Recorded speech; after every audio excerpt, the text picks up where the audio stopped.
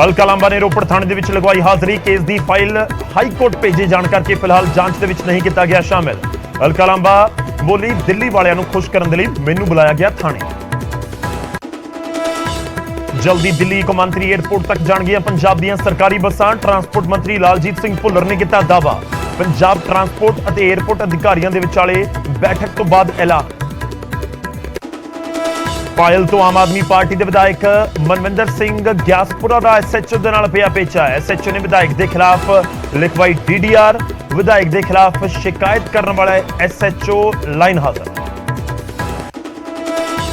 नवी excise policy लियाउण दी तैयारी कर रही मान सरकार। लुधियाना दे विच हरपाल चीमा ने शराब व्यापारियों दे नाल कीती मीटिंग। पॉलिसी नूं लैके लए गए सुझाव। नाभा दे पिंड तोगा दे विच खुदकुशी करने वाले किसान दे अंतिम संस्कार दे विच शामिल होई नवजोत सिद्धू। कहा इन्हां किसानां दी सार लवे मान सरकार। दिल्ली दे गेड़े कढ के नहीं, नीति दे नाल अगे वधेगा पंजाब। मास्क ना लगाउण वालियां ते फिलहाल पंजाब दे विच नहीं होवेगा जुर्माना। सेहत मंत्री विजय सिंगला बोले, सूबे दे विच हालात पूरी तरह कंट्रोल च, पर सावधानी दे तौर दे उत्ते लगाओ मास्क।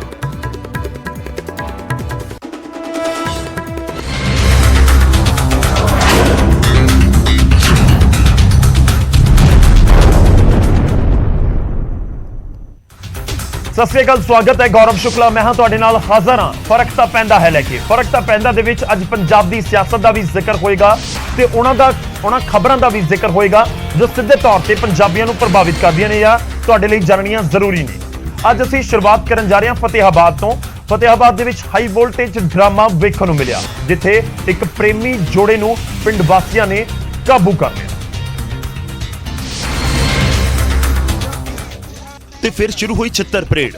ਥੱਪੜ ਪਿੰਡ ਵਾਲਿਆਂ ਵੱਲੋਂ, ਬੀਬੀਆਂ ਵੱਲੋਂ ਤੇ ਉਸ ਦੀ ਨਾਬਾਲਗ ਪ੍ਰੇਮਿਕਾ ਵੱਲੋਂ ਵੀ। ਰਤੀਆ ਦੇ ਵਿੱਚ ਸਕੂਲੀ ਵਰਦੀ ਦੇ ਵਿੱਚ ਆਈ 9ਵੀਂ ਕਲਾਸ ਦੀ ਕੁੜੀ ਨੂੰ ਘਰੋਂ ਮੁੰਡੇ ਨਾਲ ਫੜਿਆ ਗਿਆ। ਸਜ਼ਾ ਵਜੋਂ ਕੁੜੀ ਨੂੰ ਮਾਰਨ ਦੇ ਲਈ ਕਿਹਾ ਗਿਆ। ਕੁੜੀ ਨੇ ਮਾਰਿਆ, ਪਰ ਜਦੋਂ ਉੱਥੋਂ ਦੀ ਮਹਿਲਾ ਨੇ ਮਾਰਨਾ ਚਾਹਿਆ ਤਾਂ ਕੁੜੀ ਨੂੰ ਬਰਦਾਸ਼ਤ ਨਹੀਂ ਹੋਇਆ ਤੇ ਉਸ ਮਹਿਲਾ ਦੇ ਨਾਲ ਹੀ ਭਿੜ ਗਈ।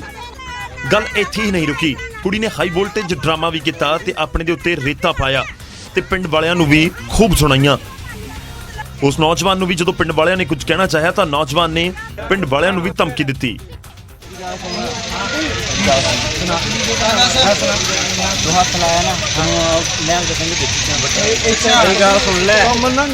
पिंड वालियां ने कुड़ी नूं स्कूल प्रशासन नूं सौंप दिता है ते मुंडे नूं भी समझाउण दी कोशिश की गई। लड़के दे परिवार वाले भी आपस दे विच इल्जाम लगाउंदे नजर आए।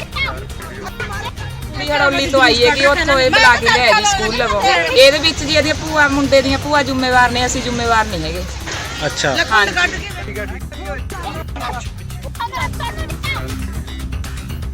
ਸੂਬੇ ਦੇ ਵਿੱਚ ਚੋਰੀ ਦੀਆਂ ਘਟਨਾਵਾਂ ਵੱਖ-ਵੱਖ ਥਾਵਾਂ ਤੋਂ ਸਾਹਮਣੇ ਆਈਆਂ ਨੇ। ਸ਼ੁਰੂਆਤ ਅਸੀਂ ਮੁਕਤਸਰ ਤੋਂ ਕਰ ਰਹੇ ਹਾਂ। ਅੱਗੇ ਤੁਹਾਨੂੰ ਹੋਰ ਵੀ ਥਾਵਾਂ ਦੀਆਂ ਅਜਿਹੀਆਂ ਖਬਰਾਂ ਦਿਖਾਵਾਂਗੇ। ਮੁਕਤਸਰ ਦੇ ਬਠਿੰਡਾ ਰੋਡ ਦੇ ਉੱਤੇ ਮੋਟਰ ਚੋਰੀ ਕਰਨ ਵਾਲੇ ਚੋਰ ਨੂੰ ਮੁਹੱਲਾ ਵਾਸੀਆਂ ਨੇ ਕਾਬੂ ਕਰ ਲਿਆ। ਤੇ ਫਿਰ ਚੋਰ ਦੀ ਹੋਈ ਛਿੱਤਰ ਪਰੇਡ। ਥੱਪੜ ਤੇ ਡੰਡੇ ਨਾਲ ਕੁੱਟਮਾਰ, ਹੱਥ ਪੈਰ ਬੰਨੇ, ਚੋਰ ਉੱਠਣ ਲੱਗਿਆ। ਫਿਰ ਉਸ ਨੂੰ ਥੱਲੇ ਬਿਠਾ ਦਿੱਤਾ ਗਿਆ ਤੇ ਫਿਰ ਉਸ ਦੇ ਪੈਂਦਾ ਹੈ ਡੰਡਾ। ਤੇ ਇਸ ਨੌਜਵਾਨ ਦਾ ਕਸੂਰ ਹੈ ਕਲੋਨੀ ਦੇ ਵਿੱਚ ਬਣੇ ਫਲੈਟਾਂ ਦੇ ਵਿੱਚੋਂ ਪਾਣੀ ਦੀਆਂ ਮੋਟਰਾਂ ਚੋਰੀ ਕਰਨ ਦਾ। ਤੇ ਹੁਣ ਮੁਹੱਲਾ ਵਾਸੀਆਂ ਦੇ ਅੜਿੱਕੇ ਚੜਿਆ ਤੇ ਕੁੱਟਮਾਰ ਕਰਕੇ ਪੁਲਿਸ ਦੇ ਹਵਾਲੇ ਵੀ ਕਰ ਦਿੱਤਾ ਗਿਆ। ਚੋਰੀ ਕਰਨ ਦੀ ਸਜ਼ਾ ਤਾਂ ਮਿਲਦੀ ਹੈ, ਪਰ ਉਹ ਮਿਲਦੀ ਅਦਾਲਤ ਤੋਂ ਹੀ ਹੈ। ਪਰ ਕਈ ਵਾਰ ਸਜ਼ਾ ਦਾ ਕੁਝ ਹਿੱਸਾ ਪਹਿਲਾਂ ਲੋਕ ਵੀ ਦੇ ਦਿੰਦੇ ਨੇ। ਕਿ ਚੋਰ ਚੋਰੀ ਕਰ ਰਿਹਾ ਸੀ ਉਹ ਗਲਤ ਹੈ, ਪਰ ਜੇਕਰ ਮੁਹੱਲਾ ਵਾਸੀ ਕੁੱਟਮਾਰ ਕਰਦੇ ਨੇ ਉਹ ਵੀ ਗਲਤ ਹੈ, ਕਿਉਂਕਿ ਕਾਨੂੰਨ ਕਿਸੇ ਨੂੰ ਵੀ ਹੱਥ ਦੇ ਵਿੱਚ ਲੈਣ ਦਾ ਅਧਿਕਾਰ ਨਹੀਂ। ਉਧਰ ਅੰਮ੍ਰਿਤਸਰ ਦੇ ਵਿੱਚ 12ਵੀਂ ਕਲਾਸ ਦੇ ਵਿੱਚ ਪੜ੍ਹਦੇ ਨੌਜਵਾਨ ਦਾ ਗੋਲੀਆਂ ਮਾਰ ਕੇ ਕਤਲ ਕਰ ਦਿੱਤਾ ਗਿਆ। ਇਲਜ਼ਾਮ ਉਸਦੇ ਦੋਸਤ ਦੇ ਉੱਤੇ ਹੀ ਲੱਗੇ।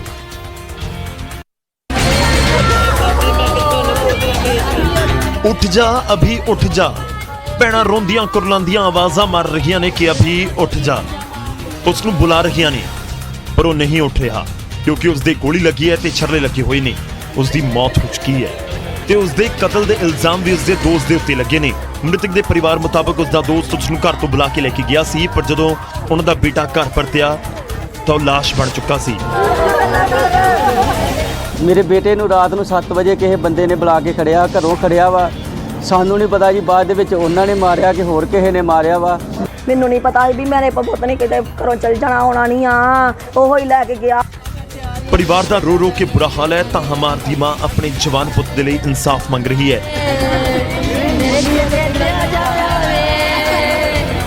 ਹਾਂਜੀ ਮੈਨੂੰ ਇਨਸਾਫ ਚਾਹੀਦਾ ਵਾ, ਇਹਨਾਂ ਨੂੰ ਸਜ਼ਾ ਹੋਣੀ ਚਾਹੀਦੀ ਆ, ਜੇਲੇ ਜਾਣ, ਇਹਨਾਂ ਨੂੰ ਸਜ਼ਾ ਹੋਵੇ। ਪੁਲਿਸ ਨੇ 2 ਦੋਸਤਾਂ ਦੇ ਵਿੱਚੋਂ ਇੱਕ ਨੂੰ ਕਾਬੂ ਕਰ ਲਿਆ ਜਦਕਿ ਇੱਕ ਫਰਾਰ ਹੈ। ਪੁਲਿਸ ਦਾ ਕਹਿਣਾ ਹੈ ਕਿ ਉਸਦੇ ਦੋਸਤ ਤੋਂ ਪੁੱਛ ਪੜਤਾਲ ਜਾਰੀ ਹੈ ਕਿ ਕਤਲ ਉਸਨੇ ਕੀਤਾ ਜਾਂ ਕਿਸੇ ਹੋਰ ਨੇ। ਤੇ ਲਿਖਾਈ ਇਹਨਾਂ ਨੇ ਪਰਿਵਾਰ ਨੇ 2 ਬੰਦੇ, ਅਸੀਂ ਉਹਨਾਂ ਦੋਹਾਂ ਦੇ ਖਿਲਾਫ FIR ਲੌਂਚ ਕਰਤੀ ਤੇ ਇੱਕ ਨੂੰ ਅਸੀਂ ਕਾਬੂ ਕਰ ਲਿਆ ਜੀ, ਦੂਜੇ ਨੂੰ ਵੀ ਅਸੀਂ ਬਹੁਤ ਜਲਦੀ ਕਾਬੂ ਕਰ ਲਵਾਂਗੇ।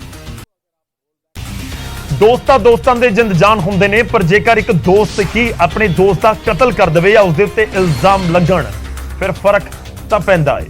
ਅੱਗੇ ਤੁਹਾਨੂੰ ਦਿਖਾਵਾਂਗੇ ਟੈਂਪੂ ਚਾਲਕਾਂ ਦੇ ਵੱਲੋਂ ਮੁੱਖ ਮੰਤਰੀ ਦੇ ਸ਼ਹਿਰ ਦਾ ਰੁਖ ਕੀਤਾ ਗਿਆ, ਸੰਗਰੂਰ ਦੇ ਵਿੱਚ ਵੱਡੀ ਗਿਣਤੀ ਦੇ ਵਿੱਚ ਟੈਂਪੂ ਚਾਲਕ ਪਹੁੰਚੇ ਹੋਏ ਸੀ। ਕਿਉਂ ਪਹੁੰਚੇ, ਕੀ ਇਹਨਾਂ ਦੀ ਮੰਗ ਹੈ, ਥੋੜੀ ਦੇਰ ਦੇ ਵਿੱਚ ਦਿਖਾਵਾਂਗੇ। ਪਰ ਉਸ ਤੋਂ ਪਹਿਲਾਂ ਗੱਲ ਬੱਸਾਂ ਦੀ। ਸਰਕਾਰ ਬਦਲੀ ਹੈ, ਹਾਲਾਤ ਬਦਲੇ ਨੇ ਤੇ ਹੁਣ ਬੱਸਾਂ ਦੇ ਰੂਟ ਵੀ ਬਦਲਣ ਦੀ ਉਮੀਦ ਜਤਾਈ ਜਾ ਰਹੀ ਹੈ। ਹੁਣ ਸਰਕਾਰੀ ਬੱਸਾਂ ਜਾਣਗੀਆਂ ਦਿੱਲੀ 에ਅਰਪੋਰਟ। ਪੰਜਾਬ ਤੋਂ ਸਿੱਧਾ ਕੌਮਾਂਤਰੀ 에ਅਰਪੋਰਟ ਤੱਕ ਪਹੁੰਚਣਗੀਆਂ ਸਰਕਾਰੀ ਬੱਸਾਂ। ਜੀ ਹਾਂ, ਇਹ ਦਾਅਵਾ ਕੀਤਾ ਜਾ ਰਿਹਾ ਪੰਜਾਬ ਦੇ ਟਰਾਂਸਪੋਰਟ ਮੰਤਰੀ ਵੱਲੋਂ, ਜਿਨ੍ਹਾਂ ਕਿਹਾ ਕਿ ਇਹ ਸੇਵਾ ਜਲਦ ਸ਼ੁਰੂ ਹੋਵੇਗੀ ਤੇ ਦਾਅਵਾ ਕੀਤਾ ਗਿਆ ਪੰਜਾਬ ਟਰਾਂਸਪੋਰਟ ਅਧਿਕਾਰੀਆਂ ਦੀ ਅਤੇ 에ਅਰਪੋਰਟ ਅਧਿਕਾਰੀਆਂ ਦੀ ਮੀਟਿੰਗ ਤੋਂ ਬਾਅਦ। ਲਾਲਜੀਤ ਭੁੱਲਰ ਨੇ ਕਿਹਾ ਕਿ ਦਿੱਲੀ ਦੌਰੇ ਦੌਰਾਨ ਸੀਐਮ ਮਾਨ ਤੇ ਕੇਜਰੀਵਾਲ ਦੇ ਵਿਚਾਲੇ ਇਸ ਵਿਸ਼ੇ ਦੇ ਉੱਤੇ ਵੀ ਗੱਲਬਾਤ ਹੋਈ ਸੀ ਤੇ ਹੁਣ ਤੱਕ ਸਿਰਫ ਪ੍ਰਾਈਵੇਟ ਬੱਸਾਂ ਨੂੰ ਹੀ 에ਅਰਪੋਰਟ ਤੱਕ ਜਾਣ ਦੀ ਇਜਾਜ਼ਤ ਸੀ। ਇਸ ਤੋਂ ਪਹਿਲਾਂ ਸਾਬਕਾ ਟਰਾਂਸਪੋਰਟ ਮੰਤਰੀ ਰਾਜਾ ਵੜਿੰਗ ਨੇ ਵੀ ਕੇਜਰੀਵਾਲ ਦੇ ਨਾਲ ਗੱਲਬਾਤ ਕਰਕੇ ਸਰਕਾਰੀ ਬੱਸਾਂ ਨੂੰ 에ਅਰਪੋਰਟ ਤੱਕ ਜਾਣ ਦੀ ਇਜਾਜ਼ਤ ਮੰਗੀ ਸੀ। ਤਾਂ ਬੱਸਾਂ ਜਦੋਂ ਪੰਜਾਬ ਦੀਆਂ ਸਰਕਾਰੀ ਬੱਸਾਂ ਪੰਜਾਬ ਦੇ ਵੱਖ-ਵੱਖ ਸ਼ਹਿਰਾਂ ਤੋਂ, ਲੁਧਿਆਣਾ ਤੋਂ, ਅੰਮ੍ਰਿਤਸਰ ਤੋਂ ਨਾਨ ਸਟਾਪ ਪਹੁੰਚਣ 에ਅਰਪੋਰਟ, ਫਿਰ ਫਰਕ ਤਾਂ ਸਹੂਲਤਾਂ ਨੂੰ ਲੈ ਕੇ ਜ਼ਰੂਰ ਪਏਗਾ। ਉਧਰ ਪਾਇਲ ਤੋਂ ਆਮ ਆਦਮੀ ਪਾਰਟੀ ਦੇ ਵਿਧਾਇਕ ਤੇ SHO ਦਾ ਪੇਚਾ ਪੈ ਗਿਆ ਤੇ ਪੇਚਾ ਅਜਿਹਾ ਪਿਆ ਕਿ SHO ਨੂੰ ਲਾਈਨ ਹਾਜ਼ਰ ਕਰ ਦਿੱਤਾ ਗਿਆ। ਗੱਲ ਸ਼ੁਰੂ ਹੋਈ ਵਿਧਾਇਕ ਗਿਆਸਪੁਰਾ ਦੇ ਖਿਲਾਫ SHO ਦੇ ਵੱਲੋਂ ਕੱਟੀ ਗਈ DDR ਤੋਂ। ਮਾਮਲਾ ਸੀਨੀਅਰ ਅਫਸਰਾਂ ਤੱਕ ਪਹੁੰਚਿਆ ਤੇ ਨਿਊਜ਼ 18 ਨੇ ਜਦੋਂ ਇਸ ਬਾਬਤ ਵਿਧਾਇਕ ਮਨਵਿੰਦਰ ਸਿੰਘ ਗਿਆਸਪੁਰਾ ਦੇ ਨਾਲ ਗੱਲ ਕੀਤੀ ਤਾਂ ਉਹਨਾਂ ਦੇ ਪੁਲਿਸ ਵਾਲਿਆਂ ਪ੍ਰਤੀ ਬੇਹੱਦ ਤਿੱਖੇ ਤੇਵਰ ਨਜ਼ਰ ਆਏ। DSP ਤੋਂ ਲੈ ਕੇ ਹੌਲਦਾਰ ਤੱਕ ਸਾਰਿਆਂ ਤੇ ਨਸ਼ੇ ਦੇ ਸੁਦਾਗਰਾਂ ਦੇ ਨਾਲ ਮਿਲੇ ਹੋਣ ਦੇ ਇਲਜ਼ਾਮ ਤੱਕ ਲਗਾ ਦਿੱਤੇ ਤੇ ਸਰਕਾਰ ਤੋਂ ਬਦਲੀ ਕਰਨ ਦੀ ਮੰਗ ਵੀ ਹੋਈ। ਵਿਧਾਇਕ ਸਾਹਿਬ ਨੇ ਸਾਫ਼ ਸ਼ਬਦਾਂ ਦੇ ਵਿੱਚ ਕਿਹਾ ਕਿ ਜਿਨ੍ਹਾਂ ਅਫਸਰਾਂ ਦੀਆਂ ਬਦਲੀਆਂ ਹੋਈਆਂ ਤਾਂ ਪਾਇਲ ਹਲਕੇ ਦੇ ਵਿੱਚੋਂ ਨਸ਼ਾ ਬਿਲਕੁਲ ਖਤਮ ਹੋ ਜਾਏਗਾ। ਤਾਂ ਐਮਐਲਏਸ਼ਿਪ ਮੇਰੇ ਲਈ ਕੁਝ ਨਹੀਂ ਹੈ ਤੇ ਮੈਂ ਲੋਕਾਂ ਲਈ ਇਸੇ ਤਰੀਕੇ ਨਾਲ ਲੜਦਾ ਰਹਾਂਗਾ। ਇਹ ਜਿਹੜੇ ਨਸ਼ੇ ਦੇ ਵਪਾਰੀ ਪੁਲਿਸ ਵਾਲੇ, ਚਾਹੇ ਸਾਡਾ ਇੱਥੋਂ ਦਾ DSP ਆ ਜਾਂ ਹੋਰ, ਇਹ ਆਪਣਾ ਜੋ ਜ਼ੋਰ ਲਾਉਣਾ ਲਾ ਲੈਣ। SHO ਨੇ ਵਿਧਾਇਕ ਤੇ ਗਲਤ ਵਿਹਾਰ ਕਰਨ ਦੇ ਇਲਜ਼ਾਮ ਲਗਾਏ ਨੇ ਤੇ ਫਿਰ ਸ਼ੁਰੂ ਹੋਇਆ ਦੌਰ ਇਲਜ਼ਾਮ ਤਰਾਸ਼ੀਆਂ ਦਾ ਤੇ ਇਲਜ਼ਾਮਾਂ ਦੌਰਾਨ ਦੋਵੇਂ ਪੱਖਾਂ ਨੇ ਕਈ ਅਹਿਮ ਖੁਲਾਸੇ ਵੀ ਕੀਤੇ ਜਿਨ੍ਹਾਂ ਨਾਲ ਫਰਕ ਤਾਂ ਪੈਂਦਾ ਹੈ।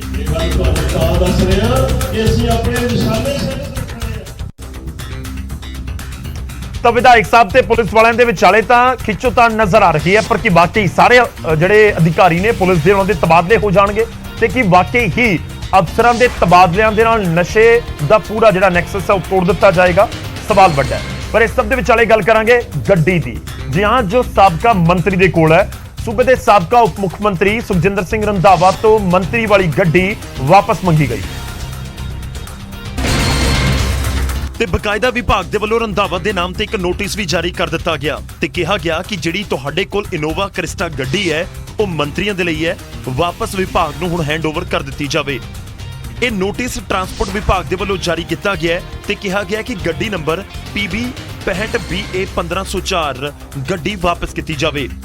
ਤੇ ਜਦੋਂ ਰੰਧਾਵਾ ਤੋਂ ਗੱਡੀ ਵਾਪਸ ਲੈਣ ਵਾਲੇ ਨੋਟਿਸ ਬਾਰੇ ਸਵਾਲ ਕੀਤਾ ਗਿਆ ਤਾਂ ਨੇਤਾ ਜੀ ਮਾਨ ਸਰਕਾਰ ਤੇ ਭੜਕ ਉੱਠੇ ਤੇ ਹੇਠਲੇ ਦਰਜੇ ਦੀ ਸਿਆਸਤ ਕਰਨ ਦੇ ਇਲਜ਼ਾਮ ਵੀ ਲਗਾ ਦਿੱਤੇ।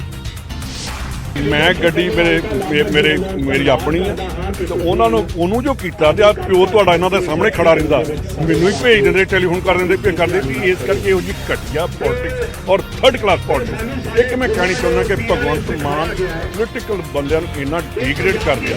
ਉਹਨਾਂ ਨੂੰ ਪਤਾ ਸੀ ਕਿ ਇਹ ਜਿਹੜੀਆਂ ਗੱਡੀਆਂ ਨੋਵਾ ਕ੍ਰਿਸਟਾ ਟੌਪ ਮਾਡਲ ਇਹ ਕੈਬਨਿਟ ਮਿਨਿਸਟਰਾਂ ਦੇ ਲਈ ਨੇ। ਇਹਨਾਂ ਨੂੰ ਖੁਦ ਨੂੰ ਚਾਹੀਦਾ ਸੀ ਕਿ ਨੋਵਾ ਕ੍ਰਿਸਟਾ ਗੱਡੀ ਵਿਭਾਗ ਦੇ ਦਫ਼ਤਰ ਭੇਜ ਦਿੰਦੇ। 1.5 ਮਹੀਨਾ ਹੋ ਗਿਆ ਸਰਕਾਰ ਬਣੀ ਨੂੰ, ਅਟੀਕ ਕਰ ਕਰਕੇ ਵੇਟ ਕਰ ਕਰਕੇ ਅੱਜ ਨੋਟਿਸ ਭੇਜਿਆ ਗਿਆ ਤੇ ਨੋਟਿਸ ਜਾਂਦਿਆਂ ਹੀ ਉਸ ਵੇਲੇ ਗੱਡੀ ਵਿਭਾਗ ਦੇ ਦਫ਼ਤਰ ਆ ਗਈ। ਕੀ ਕਰਦੀਆਂ ਉਹਨਾਂ ਦੇ ਰੰਧਾਵਾ ਤੋਂ ਇਲਾਵਾ ਜਾਣਕਾਰੀ ਮੁਤਾਬਕ ਰਾਜਾ ਵੜਿੰਗ ਅਤੇ ਪ੍ਰਗਟ ਸਿੰਘ ਨੂੰ ਵੀ ਨੋਟਿਸ ਭੇਜਿਆ ਗਿਆ ਹੈ। ਖੈਰ, ਮੰਤਰੀ ਵਾਲੀ ਕੁਰਸੀ ਜਾਣ ਤੋਂ ਬਾਅਦ ਗੱਡੀ ਵੀ ਵਾਪਸ ਤਾਂ ਕਰਨੀ ਪੈਂਦੀ ਹੈ, ਪਰ ਗੱਡੀ ਦੇ ਨਾਮ ਤੇ ਵੀ ਬਿਆਨਬਾਜ਼ੀਆਂ ਖੂਬ ਹੁੰਦੀਆਂ ਨਜ਼ਰ ਆ ਰਹੀਆਂ ਨੇ। ਫਿਰ ਮੌਜੂਦਾ ਮੰਤਰੀ ਸਾਹਿਬ ਦਾਅਵਾ ਕਰ ਰਹੇ ਨੇ ਕਿ 1.5 ਮਹੀਨਾ ਅਸੀਂ ਇੰਤਜ਼ਾਰ ਕੀਤਾ ਤੇ ਜਦੋਂ ਨੋਟਿਸ ਗਿਆ ਤੇ ਉਸ ਤੋਂ ਬਾਅਦ ਗੱਡੀ ਵਿਭਾਗ ਦੇ ਕੋਲ ਪਹੁੰਚ ਵੀ ਗਈ।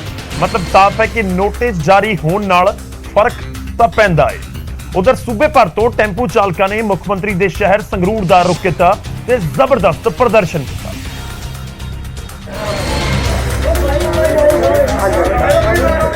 ਤੇ ਇਹ ਪ੍ਰਦਰਸ਼ਨ ਸੀ ਜੁਗਾੜੂ ਰੇੜੀਆਂ ਦੇ ਖਿਲਾਫ। ਪ੍ਰਸ਼ਾਸਨ ਦੇ ਵੱਲੋਂ ਜੁਗਾੜੂ ਰੇੜੀਆਂ ਨੂੰ ਬੈਨ ਕਰਨ ਵਾਲਾ ਫੈਸਲਾ ਵਾਪਸ ਲੈਣ ਦੇ ਖਿਲਾਫ ਤੇ ਸੂਬੇ ਭਰ ਚੋਂ ਟੈਂਪੂ ਚਾਲਕਾਂ ਦੇ ਵੱਲੋਂ ਸੰਗਰੂਰ ਦਾ ਰੁਖ ਕੀਤਾ ਗਿਆ ਤੇ ਮੁੱਖ ਮੰਤਰੀ ਦੀ ਰਿਹਾਇਸ਼ ਨੂੰ ਘੇਰਨ ਦੀ ਕੋਸ਼ਿਸ਼ ਹੋਈ ਤੇ ਮੰਗ ਕੀਤੀ ਗਈ ਕਿ ਜੁਗਾੜੂ ਰੇੜੀ ਵਾਲਿਆਂ ਨੂੰ ਬੈਨ ਕੀਤਾ ਜਾਵੇ। ਤੁਹਾਨੂੰ ਸਾਰਿਆਂ ਨੂੰ ਪਤਾ ਹੈ ਕਿ ਅੱਜ ਤੋਂ 4 ਦਿਨ ਪਹਿਲਾਂ ਅੱਜ ਦੀ ਤੁਹਾਨੂੰ ਤਸਵੀਰ ਦਿਖਾਉਂਦੇ ਆ। ਇਸ ਵਕਤ ਅਸੀਂ ਭਗਵੰਤ ਮਾਨ ਪੰਜਾਬ ਦੇ ਮੁੱਖ ਮੰਤਰੀ ਦੇ ਘਰ ਦੇ ਸਾਹਮਣੇ ਮੌਜੂਦ ਆ। ਹਜ਼ਾਰਾਂ ਦੀ ਗਿਣਤੀ ਦੇ ਵਿੱਚ ਜਿਹੜੇ ਟੈਂਪੂ ਚਾਲਕ ਨੇ, ਮਿਨੀ ਟਰਾਂਸਪੋਰਟਰ ਨੇ, ਇੱਥੇ ਮੌਜੂਦ ਨੇ। ਆਪਣੇ ਜਿਹੜੇ ਟੈਂਪੂ ਨੇ ਉਹ ਲੈ ਕੇ ਆਏ ਹੋਏ ਨੇ, ਪ੍ਰਦਰਸ਼ਨ ਕਰ ਰਹੇ ਨੇ। ਇਹਨਾਂ ਦਾ ਕਹਿਣਾ ਕਿ ਜਦੋਂ ਸਰਕਾਰ ਨੇ ਜੁਗਾੜੂ ਰੇਹੜੀਆਂ ਨੂੰ ਬੰਦ ਕਰਨ ਦਾ ਫੈਸਲਾ ਲਿਆ ਸੀ, ਜਿਨ੍ਹਾਂ ਦਾ ਕੋਈ ਟੈਕਸ ਨਹੀਂ, ਬਿਲਕੁਲ ਨਾਜਾਇਜ਼ ਨੇ, ਉਹ ਤੋਂ ਬਾਅਦ ਉਹ ਫੈਸਲਾ ਵਾਪਸ ਕਿਉਂ ਲਿਆ ਗਿਆ, ਦੁਬਾਰਾ ਕਿਉਂ ਉਹਨਾਂ ਨੂੰ ਪੁਨਰ ਚਾਲੂ ਕੀਤਾ ਗਿਆ। ਟੈਂਪੂ ਚਾਲਕਾਂ ਦਾ ਤਰਕ ਹੈ ਕਿ ਟੈਂਪੂ ਚਾਲਕ ਤਾਂ ਟੈਕਸ ਭਰਦੇ ਨੇ ਪਰ ਜੁਗਾੜੂ ਰੇੜੀ ਵਾਲਿਆਂ ਦੇ ਵੱਲੋਂ ਕੋਈ ਟੈਕਸ ਭਰਿਆ ਹੀ ਨਹੀਂ ਜਾਂਦਾ। ਪ੍ਰਦਰਸ਼ਨਕਾਰੀ ਇਹ ਵੀ ਦਾਅਵਾ ਕਰ ਰਹੇ ਨੇ ਕਿ ਉਹਨਾਂ ਦਾ ਕੰਮ ਬੰਦ ਹੋਣ ਦੇ ਕਿਨਾਰੇ ਪਹੁੰਚ ਚੁੱਕਾ ਹੈ ਤੇ ਉਹ ਲੋਨ ਦੀਆਂ ਕਿਸ਼ਤਾਂ ਤੇ ਟੈਕਸ ਭਰਵਾਉਣ ਦੇ ਵਿੱਚ ਵੀ ਹੁਣ ਸਮਰੱਥ ਨਹੀਂ ਨੇ। ਅੱਛਾ ਜੀ, ਹੁਣ ਉਹ ਰੇੜੀਆਂ ਚੱਲ ਰਹੀਆਂ, ਰੇੜੀਆਂ ਦੱਸੋ ਕਿੱਥੋਂ ਮਨਜ਼ੂਰੀ ਆ? ਹਾਈ ਕੋਰਟ 'ਚੋਂ ਬੰਦ ਨੇ, ਪੀਟਰ ਜਿਹੜੇ ਹਾਈ ਕੋਰਟ 'ਚੋਂ ਬੰਦ ਨੇ। ਇੱਕ ਜ਼ਿੰਮੇਵਾਰ ਅਫਸਰ ਹੋ ਕੇ ਸਾਡੇ ਸਰਦਾਰ ਭਗਵੰਤ ਮਾਨ ਸਾਹਿਬ ਜੀ ਮਤਲਬ ਹਾਈ ਕੋਰਟ ਦੇ ਫੈਸਲੇ ਦੀ ਉਲੰਘਣਾ ਕਰ ਰਹੇ ਨੇ। ਯਾਰ ਜਦੋਂ ਗੱਲ ਰੋਜ਼ਗਾਰ ਦੇ ਉੱਤੇ ਆਵੇ ਤੇ ਫਰਕ ਉਸ ਦੇ ਨਾਲ ਪਵੇ ਤਾਂ ਫਿਰ ਲੋਕ ਪ੍ਰਦਰਸ਼ਨ ਕਰਦੇ ਨੇ। ਹੁਣ ਦੇਖਣਾ ਹੋਏਗਾ ਕਿ ਕੀ ਐਕਸ਼ਨ ਲਿਆ ਜਾਂਦਾ ਹੈ ਜੁਗਾੜੂ ਰੇੜੀਆਂ ਦੇ ਉੱਤੇ ਮਾਨ ਸਰਕਾਰ ਦੇ ਵੱਲੋਂ।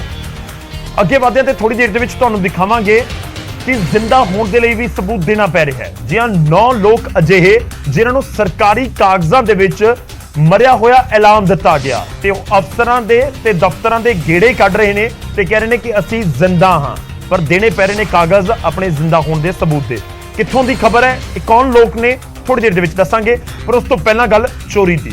ਚੋਰੀ ਤੇ ਕੋਈ ਸੋਨੇ ਦੀ ਚੋਰੀ, ਪਰ ਹਿਮਾਚਲ ਦੇ ਉਹਨਾਂ ਦੇ ਵਿੱਚ ਇੱਕ ਵਿਲੱਖਣ ਚੋਰੀ ਹੋਈ। ਗੌਰ ਦੇ ਨਾਲ ਦੇਖੋ ਇਹ ਤਸਵੀਰਾਂ। ਇਸ ਦੇ ਵਿੱਚ ਇੱਕ ਸ਼ਖਸ ਚੋਰੀ ਕਰ ਰਿਹਾ ਹੈ ਤੇ ਉਹ ਥਾਂ ਕੋਈ ਖੁੱਲੀ ਥਾਂ ਲੱਗ ਰਹੀ ਹੈ, ਜਿਵੇਂ ਕਿਸੇ ਰੇੜੀ ਜਾਂ ਦੁਕਾਨ ਦੀ ਹੋਵੇ ਤੇ ਹੈ ਵੀ ਸਬਜ਼ੀ ਤੇ ਫਲਾਂ ਵਾਲੀ ਦੁਕਾਨ, ਜਿੱਥੇ ਚੋਰ ਨੇ ਚੋਰੀ ਤਾਂ ਕੀਤੀ ਪਰ ਚੋਰੀ ਅਜਿਹੀ ਕੀਤੀ ਜੋ ਤੁਹਾਨੂੰ ਹੈਰਾਨ ਕਰ ਦੇਵੇਗੀ। ਇੱਕ ਪਾਸੇ ਨਿੰਬੂਆਂ ਦੇ ਭਾਅ ਵੱਧ ਰਹੇ ਨੇ ਤਾਂ ਚੋਰਾਂ ਨੇ ਵੀ ਹੱਥ ਨਿੰਬੂਆਂ ਦੇ ਉੱਤੇ ਹੀ ਪਾ ਲਿਆ। ਰਾਤ ਦੇ ਹਨੇਰੇ 'ਚ ਚੋਰਾਂ ਨੇ ਨਿੰਬੂ ਚੋਰੀ ਕੀਤੇ ਤੇ ਨਿੰਬੂਆਂ ਦੇ ਨਾਲ-ਨਾਲ ਸੇਬਾਂ ਦੀ ਪੇਟੀ ਤੇ ਵੀ ਹੱਥ ਸਾਫ਼ ਕਰ ਦਿੱਤਾ। नींबू 4 किलो, एक पेटी सेब की और कुछ गन्ने में पैसे मेरे दे ले गए और सोडा भी ले सब खड़ा पड़ा। तो आपको कैसे पता चला? मैं तो सुबह आया तो सब काम जो ताला खुला हुआ वो तोड़ के ले गए। ਜਿਵੇਂ-ਜਿਵੇਂ ਗਰਮੀ ਵੱਧ ਰਹੀ ਹੈ ਉਸ ਤਰ੍ਹਾਂ ਹੀ ਨਿੰਬੂਆਂ ਦੇ ਭਾਅ ਵੀ ਵੱਧ ਰਹੇ ਨੇ। ਹੁਣ ਨੌਬਤ ਇਹ ਆ ਗਈ ਹੈ ਕਿ ਚੋਰਾਂ ਨੂੰ ਨਿੰਬੂ ਚੋਰੀ ਕਰਨੇ ਪੈ ਰਹੇ ਨੇ। ਜੇਲ੍ਹ ਦੀ ਹਵਾ ਖਾਣ ਦੀ ਬਿਨਾਂ ਪਰਵਾਹ ਕੀਤਿਆਂ ਚੋਰ ਗਰਮੀ ਦੂਰ ਕਰਨ ਲਈ ਸ਼ਾਇਦ ਇਹਨਾਂ ਨਿੰਬੂਆਂ ਦੀ ਚੋਰੀ ਕਰਨ 'ਚ ਮਸ਼ਰੂਫ ਨੇ। ਹੁਣ ਤੁਹਾਨੂੰ ਚੋਰੀ ਦਿਖਾਣੇ ਆ ਰਾਜਪੁਰੇ ਦੀ। ਰਾਜਪੁਰਾ ਦੇ ਵਿੱਚ ਟਰਾਂਸਫਾਰਮਰਸ ਨੂੰ ਨਿਸ਼ਾਨਾ ਬਣਾਉਣ ਵਾਲੇ ਚੋਰ ਸਰਗਰਮ ਤੇ ਚੋਰਾਂ ਨੇ ਇੱਕ ਰਾਤ ਦੇ ਵਿੱਚ 2 ਟਰਾਂਸਫਾਰਮਰਾਂ ਦਾ ਨਾ ਤੇਲ ਛੱਡਿਆ ਤੇ ਨਾ ਹੀ ਤਾਂਬਾ ਤੇ ਟਰਾਂਸਫਾਰਮਰਾਂ ਦਾ ਖਾਲੀ ਖੁੱਲ ਖੇਤਾਂ ਦੇ ਵਿੱਚ ਸੁੱਟ ਕੇ ਫਰਾਰ ਹੋ ਗਏ। ਕਿਸਾਨਾਂ ਦਾ ਇਲਜ਼ਾਮ ਹੈ ਕਿ ਇਸ ਤਰ੍ਹਾਂ ਦੀਆਂ ਪਹਿਲਾਂ ਵੀ ਘਟਨਾਵਾਂ ਹੋ ਚੁੱਕੀਆਂ ਨੇ ਤੇ ਟਰਾਂਸਫਾਰਮਰ ਚੋਰੀ ਹੋਣ ਤੋਂ ਬਾਅਦ ਹੁਣ 15 ਤੋਂ 20 ਏਕੜ ਫਸਲ ਦੇ ਲਈ ਸਿੰਜਾਈ ਦੀ ਸਮੱਸਿਆ ਖੜੀ ਹੋ ਗਈ ਹੈ। ਜਿਹਨੇ ਕੱਲ ਚੰਗਾ ਭਲਾ ਦਾ ਜੀ, ਜਦ ਤੜਕੇ ਸਵੇਰੇ ਆ ਕੇ ਦੇਖਿਆ ਜੀ ਥੱਲੇ ਸਿੱਟਿਆ ਪਿਆ ਇਹਦਾ ਜੋ ਸਮਾਨ ਕੱਢਿਆ ਹੋਇਆ, ਤੇਲ ਤੂਲ ਕੱਢਿਆ ਹੋਇਆ ਜੀ। ਮਾਮਲਾ ਪੁਲਿਸ ਦੇ ਕੋਲ ਵੀ ਪਹੁੰਚ ਚੁੱਕਿਆ ਹੈ। ਹਾਲਾਂਕਿ ਪੁਲਿਸ ਕੈਮਰੇ ਤੇ ਕੁਝ ਵੀ ਬੋਲਣ ਤੋਂ ਬਚ ਰਹੀ ਹੈ। ਉਧਰ ਕਿਸਾਨ ਮੰਗ ਕਰ ਰਹੇ ਨੇ ਕਿ ਬਿਜਲੀ ਬੋਰਡ ਹੁਣ ਜਲਦ ਮੁੜ ਤੋਂ ਟਰਾਂਸਫਾਰਮਰ ਰੱਖੇ। ਕੱਲ ਅਸੀਂ ਠੀਕ ਠਾਕ ਛੱਡ ਕੇ ਗਏ ਸੀ ਤੇ ਜਦੋਂ ਆ ਕੇ ਸਵੇਰੇ ਦੇਖਿਆ ਤੇ ਮੇਰੇ ਬ੍ਰਦਰ ਨੇ ਫੋਨ ਕਰਿਆ ਵੀ ਮੈਂ ਉੱਥੇ ਖੇਤਾਂ 'ਚ ਆ ਕੇ ਦੇਖਿਆ ਵੀ ਟਰਾਂਸਫਾਰਮਰ ਹੇਠਾਂ ਗਿਰਿਆ ਪਿਆ ਤੇ ਉਹਦੇ 'ਚ ਤੇਲ ਵਗੈਰਾ ਸਾਰਾ ਕੁਝ ਤਾਂਬਾ ਜੋ ਵੀ ਹੈ ਸਮਾਨ ਸਾਰਾ ਕੁਝ ਉਹਦੇ 'ਚੋਂ ਕੱਢ ਕੇ ਲੈ ਕੇ ਗਏ ਆ। ਤਾਂ ਝੋਨੇ ਦਾ ਸੀਜ਼ਨ ਸਿਰ ਦੇ ਉੱਤੇ ਹੈ ਤੇ ਜੇਕਰ ਟਰਾਂਸਫਾਰਮਰ ਨਹੀਂ ਲੱਗਦਾ ਫਿਰ ਕਿਸਾਨਾਂ ਨੂੰ ਫਰਕ ਤਾਂ ਪਏਗਾ। ਇਸ ਸਭ ਦੇ ਵਿਚਾਲੇ ਹੁਣ ਗੱਲ ਕਰਦੇ ਹਾਂ ਸਿਆਸਤ ਦੀ। ਰੋਪੜ ਪੰਜਾਬ ਦੀ ਸਿਆਸਤ ਦਾ ਧੋਰਾ ਨਜ਼ਰ ਆਇਆ। ਰੋਪੜ ਦੇ ਵਿੱਚ ਅਲਕਾ ਲਾਂਬਾ ਪਹੁੰਚੇ ਪੇਸ਼ੀ ਦੇ ਲਈ ਆਪਣੀ ਹਾਜ਼ਰੀ ਲਗਵਾਉਣ ਥਾਣੇ ਦੇ ਵਿੱਚ ਤੇ ਇਸ ਵਿਚਾਲੇ ਕਾਂਗਰਸ ਸ਼ਕਤੀ ਪ੍ਰਦਰਸ਼ਨ ਕਰਦੀ ਨਜ਼ਰ ਆਈ। ਅਲਕਾ ਲਾਂਬਾ ਨੂੰ ਰੋਪੜ ਪੁਲਿਸ ਨੇ ਬੁਲਾਇਆ ਤਾਂ ਅਲਕਾ ਲਾਂਬਾ ਕਾਂਗਰਸ ਦੀ ਪੂਰੀ ਟੀਮ ਦੇ ਨਾਲ ਹੀ ਪਹੁੰਚ ਗਏ। ਪਹਿਲਾਂ ਐਸਐਸਪੀ ਦਫ਼ਤਰ ਦੇ ਅੱਗੇ ਕਾਂਗਰਸੀਆਂ ਨੇ ਆਪਣਾ ਸ਼ਕਤੀ ਪ੍ਰਦਰਸ਼ਨ ਕੀਤਾ ਤੇ ਫਿਰ ਰੋਪੜ ਸਦਰ ਥਾਣੇ ਦੇ ਵਿੱਚ ਜਾ ਕੇ ਅਲਕਾ ਲਾਂਬਾ ਨੇ ਆਪਣੀ ਹਾਜ਼ਰੀ ਲਗਵਾ ਦਿੱਤੀ। ਪਰ ਇਸ ਦੌਰਾਨ ਅਲਕਾ ਲਾਂਬਾ ਨੇ ਮਾਨ ਸਰਕਾਰ ਨੂੰ ਘੇਰਿਆ ਅਤੇ ਕਿਹਾ ਕਿ ਪੰਜਾਬ ਸਰਕਾਰ ਸਿਰਫ ਦਿੱਲੀ ਵਾਲਿਆਂ ਨੂੰ ਖੁਸ਼ ਕਰਨ ਦੇ ਵਿੱਚ ਲੱਗੀ ਹੋਈ ਹੈ। ਇਹਨਾਂ ਨੂੰ ਪਤਾ ਨਹੀਂ ਕਿ ਇਨਵੈਸਟੀਗੇਸ਼ਨ ਕਰਨਾ ਹੈ। ਐਫਆਈਆਰ ਇਹਨਾਂ ਨੇ ਕੱਟੀ, ਐਫਆਈਆਰ ਕਿਸ ਧਾਰਾ ਵਿੱਚ ਕੱਟੀ ਪੁੱਛੋ ਮੈਨੂੰ, ਮੈਂ ਬੈਠੀ ਹਾਂ, ਕੁਝ ਸਵਾਲ ਹੀ ਨਹੀਂ ਪਤਾ। ਸਵਾਲ ਦਿੱਲੀ ਤੋਂ ਆਣੀ ਲੇਟ ਹੋ ਗਿਆ। ਉਧਰ ਰਾਜਾ ਵੜਿੰਗ ਨੇ ਮਾਨ ਸਰਕਾਰ ਤੇ ਵਰਦਿਆਂ ਕਿਹਾ ਕਿ ਲਾਂਬਾ ਤੋਂ ਪਹਿਲਾਂ ਕਾਂਗਰਸ ਜੇਲ੍ਹ ਜਾਵੇਗੀ। ਨਾਲ ਹੀ ਕਿਹਾ ਕਿ ਸਰਕਾਰ ਦੀ ਧੱਕੇਸ਼ਾਹੀ ਅੱਗੇ ਕਾਂਗਰਸ ਝੁਕਣ ਵਾਲੀ नहीं है। मनमानी केजरीवाल और भगवंत सिंह मान को नहीं करने देंगे और हम एसएसपी साहब को भी ये चेतावनी देना चाहता हूँ, ही इज आईपीएस ऑफिसर, उनको आईपीएस ऑफिसर की तरह बिहेव करना चाहिए।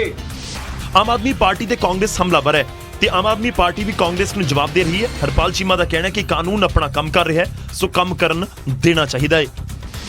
ਕਾਨੂੰਨ ਆਪਣਾ ਕੰਮ ਕਰ ਰਿਹਾ ਹੈਗਾ, ਕਾਨੂੰਨ ਨੂੰ ਆਪਣਾ ਕੰਮ ਕਰਨ ਦੇਣਾ ਚਾਹੀਦਾਗਾ ਔਰ ਉਸ ਕਾਨੂੰਨ ਦੇ ਕੰਮ ਦੇ ਵਿੱਚ ਕੋਈ ਵੀ ਬੰਦਾ ਜਿਹੜਾ ਹੈਗਾ ਉਹਨੂੰ ਉਹਦਾ ਪੋਲੀਟੀਕਲ ਜਿਹੜਾ ਹੈਗਾ ਨਹੀਂ ਵਰਤਣਾ ਚਾਹੀਦਾ। ਤਾਂ ਸਰਕਾਰ ਦੇ ਆਪਣੇ ਤਰਕ ਨੇ, ਪਰ ਦੂਜੇ ਪਾਸੇ ਵਿਰੋਧੀ ਘੇਰ ਰਹੇ ਨੇ, ਖਾਸ ਤੌਰ ਤੇ ਕਾਂਗਰਸ। ਇੱਕ ਪਾਸੇ ਅਲਕਾ ਲਾਂਬਾ ਰੋਪੜ ਥਾਣੇ ਦੇ ਵਿੱਚ ਹਾਜ਼ਰੀ ਲਗਵਾਉਣ ਪਹੁੰਚੇ, ਪਰ ਦੂਜੇ ਪਾਸੇ ਰੋਪੜ ਦੇ ਵਿੱਚ ਚੱਲ ਰਹੀ ਸਿਆਸਤ ਦੇ ਵਿੱਚ ਨਵਜੋਤ ਸਿੱਧੂ ਵੀ ਨਜ਼ਰ ਆਏ। ਰੋਪੜ ਐਸਐਸਪੀ ਦਫ਼ਤਰ ਦੇ ਬਾਹਰ ਕਾਂਗਰਸੀਆਂ ਦਾ ਜਮਾਵੜਾ ਤੇ ਇੱਕ ਚਿਹਰਾ ਜਿਸ ਨੇ ਸਭ ਤੋਂ ਪਹਿਲਾਂ ਰੋਪੜ ਪਹੁੰਚਣ ਦਾ ਐਲਾਨ ਕੀਤਾ ਸੀ, ਉਹ ਪਹੁੰਚ ਵੀ ਗਏ। ਉਹਨੇ ਨਵਜੋਤ ਸਿੰਘ ਸਿੱਧੂ। ਪਰ ਸਿੱਧੂ ਇੱਥੇ ਪਹੁੰਚ ਕੇ ਵੀ ਨਾ ਪਹੁੰਚਿਆ ਵਰਗੇ ਹੀ ਜਾਪੇ, ਨਾ ਕਿਸੇ ਨਾਲ ਦੁਆ ਸਲਾਮ, ਨਾ ਕਿਸੇ ਨਾਲ ਮਿਲਣੀ ਤੇ ਨਾ ਹੀ ਕਾਂਗਰਸ ਦਾ ਮੰਚ ਸਾਂਝਾ ਕੀਤਾ ਤੇ ਨਾ ਹੀ ਐਸਐਸਪੀ ਦਫ਼ਤਰ ਦੇ ਅੰਦਰ ਗਏ। ਬਸ ਸਿੱਧੂ ਆਏ, ਮੀਡੀਆ ਨਾਲ ਗੱਲ ਕੀਤੀ, ਅਲਕਾ ਲਾਂਬਾ ਦੇ ਮੁੱਦੇ ਤੇ ਸਰਕਾਰ ਨੂੰ ਘੇਰਿਆ ਤੇ ਫਿਰ ਚਲੇ ਗਏ। ਉਹ ਭਾਈ ਪੰਜਾਬ ਤਾਂ ਧੀਆਂ ਭੈਣਾਂ ਨਾਲ ਹਮੇਸ਼ਾ ਖੜਾ ਹੈ ਤੇ ਪੰਜਾਬ ਧੀਆਂ ਭੈਣਾਂ ਨਾਲ ਹਮੇਸ਼ਾ ਖੜਾ ਰਹੂਗਾ। ਜਦੋਂ ਅਹਿਮਦ ਸ਼ਾਹ ਅਬਦਾਲੀ ਆਉਂਦਾ ਸੀ, ਬੇਆਬਰੂ ਕਰਨ ਦੀ ਕੋਸ਼ਿਸ਼ ਕਰਦਾ ਸੀ ਪੰਜਾਬ ਨੂੰ, ਉਦੋਂ ਵੀ तो अगर कौम खड़ी रहती है। अगर आज गिरफ्तारी होती है तो आप साथ में रहेंगे? मेरी बात समझे कि अगर का जवाब मैं नहीं दे सकता हूं, लेकिन हम सब साथ खड़े रहेंगे। ਸਿੱਧੂ ਰੋਪੜ ਪਹੁੰਚੇ ਪਰ ਨਾ ਪਹੁੰਚਿਆ ਬਰਾਬਰ ਕੀ ਲੱਗਿਆ। ਸਿੱਧੂ ਦੇ ਇਸ ਰਵੱਈਏ ਨੇ ਮੁੜ ਤੋਂ ਕਾਂਗਰਸ ਦੀ ਅੰਦਰੂਨੀ ਖਾਨਾ ਜੰਗੀ ਨੂੰ ਉਜਾਗਰ ਕਰ ਦਿੱਤਾ ਹੈ ਤੇ ਇਹ ਫਿਰ ਤੋਂ ਸਾਬਤ ਹੋ ਰਿਹਾ ਹੈ ਕਿ ਕਾਂਗਰਸ ਦੇ ਅੰਦਰ ਆਲ ਇਜ਼ ਵੈਲ ਅਜੇ ਵੀ ਨਹੀਂ ਹੈ।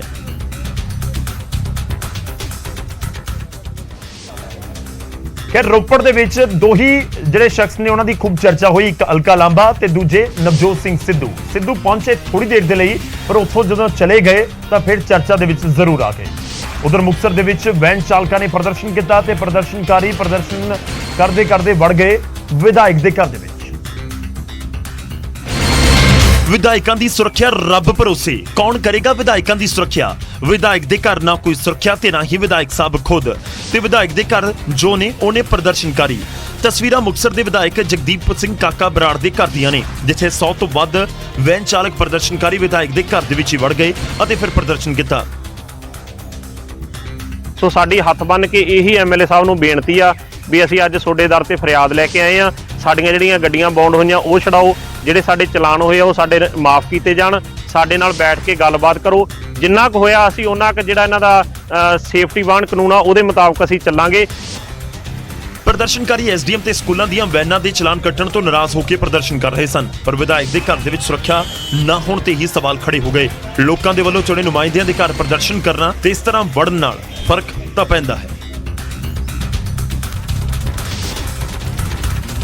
ਖੈਰ ਵਿਧਾਇਕ ਦੇ ਬਾਹਰ ਘਰ ਦੇ ਬਾਹਰ ਸੁਰੱਖਿਆ ਨਹੀਂ ਸੀ, ਅੰਦਰ ਲੋਕ ਵੜ ਗਏ ਤੇ ਸਭ ਦੇ ਵਿਚਾਲੇ ਹੁਣ ਸਵਾਲ ਹੀ ਹੈ ਕਿ ਜਿਹੜੇ ਪ੍ਰਦਰਸ਼ਨਕਾਰੀ ਉੱਥੇ ਪਹੁੰਚੇ ਸੀ ਕਿ ਉਹਨਾਂ ਦੀਆਂ ਮੰਗਾਂ ਦੇ ਉੱਤੇ ਗੌਰ ਹੋਏਗਾ ਕਿ ਉਹਨਾਂ ਦੀਆਂ ਮੰਗਾਂ ਪੂਰੀਆਂ ਹੋਣਗੀਆਂ। ਅੱਗੇ ਵਧਦੇ ਤੇ ਹੁਣ ਖਬਰ ਯਮੁਨਾਨਗਰ ਤੋਂ। ਯਮੁਨਾਨਗਰ ਦੇ ਵਿੱਚ ਇੱਕ ਵੱਡੀ ਸਰਕਾਰੀ ਲਾਪਰਵਾਹੀ ਸਾਹਮਣੇ ਆਈ ਹੈ, ਜਿੱਥੇ ਜ਼ਿੰਦਾ ਲੋਕਾਂ ਨੂੰ ਸਰਕਾਰੀ ਸਿਸਟਮ ਨੇ ਮ੍ਰਿਤਕ ਐਲਾਨ ਦਿੱਤਾ ਤੇ ਹੁਣ ਉਹ ਕਹਿ ਰਹੇ ਨੇ ਕਿ ਮੈਂ ਜ਼ਿੰਦਾ ਹਾਂ। ਜੀ ਹਾਂ, ਇਹ ਜ਼ਿੰਦਾ ਨੇ, ਪਰ ਜਦੋਂ ਸਰਕਾਰੀ ਸਿਸਟਮ ਦੇ ਵਿੱਚ ਐਲਾਨ ਇਹਨਾਂ ਦਾ ਡੇਟਾ ਦੇਖਿਆ ਗਿਆ ਤਾਂ ਇਹ ਸ਼ੋ ਹੋਣਗੇ ਮ੍ਰਿਤਕ।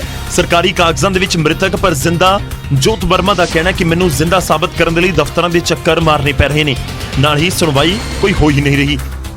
एक इंसान जिंदा है, उसे ये इन्होंने डेड कर दिया है, तो मेरे तो डॉक्यूमेंट सारे फेक हुए, मेरे सारी चीजें फेक मानी जाएगी, कल कोई फ्रॉड माना जाएगा। मैं जिंदा हूँ और मुझे डेड है।